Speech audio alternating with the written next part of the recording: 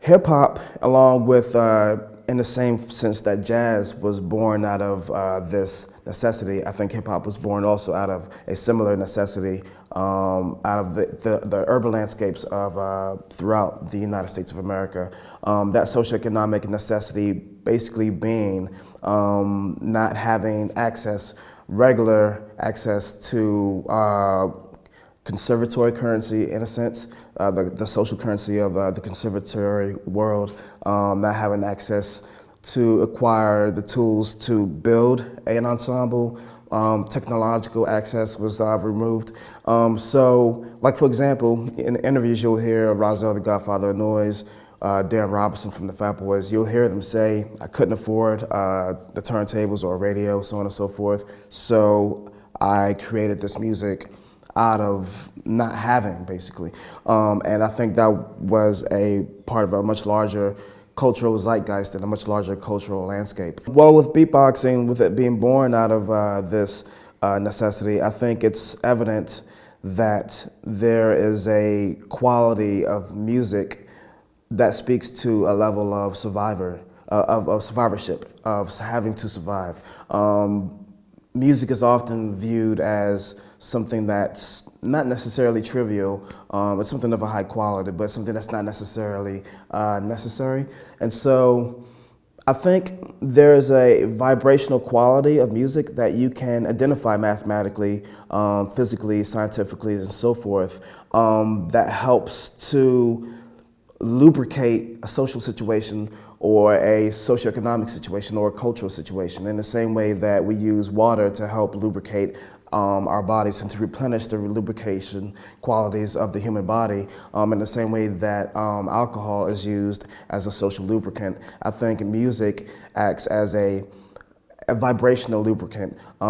It helps to unlock what's happening externally within a social situation, but I think it also helps to unlock what's occurring internally with the human experience. So I think there's an existential quality regarding the vibrations. I think that vibrational quality can be identified philosophically, scientifically, mathematically, spiritually, so on and so forth.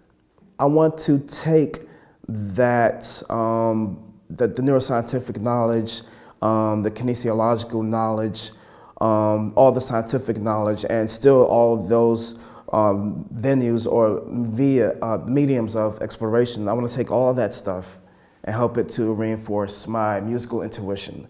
That's the most important thing for me.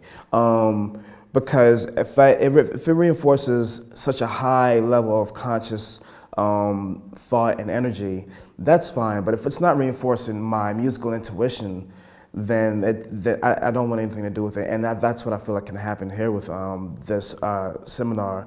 The neuroscientists and the artists coming together to figure out how to experimenting, how to figure out how to collaborate more together. And so the intuition being the ultimate guide for any human endeavor, in the same way that Albert Einstein thought from a very intuitive place regarding his thought experiments and so forth. I'm looking for the very conscious awareness of the science that goes into what I do to reinforce the intuition.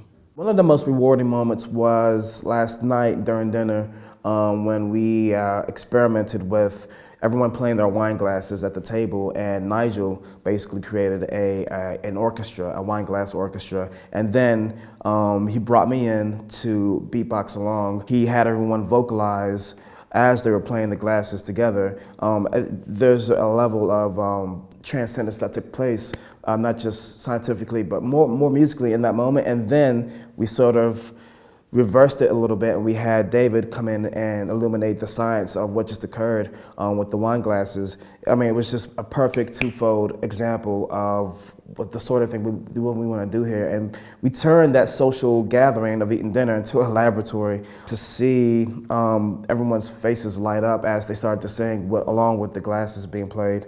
And then the way that it ended, actually, there was this perfect moment of silence, and then I did the record static sound to let everyone know, okay, that the silent moment is broken now, you can applaud. Not knowing where it's going to go exactly is definitely part of the journey and part of the experiment, whether you're approaching it as a scientist or a musician or a visual artist. And so not knowing and allowing for that mystery to always be there is part of what allows you to move through that membrane of transmutation or transcendence. You know, that mystery is definitely an absolute necessity.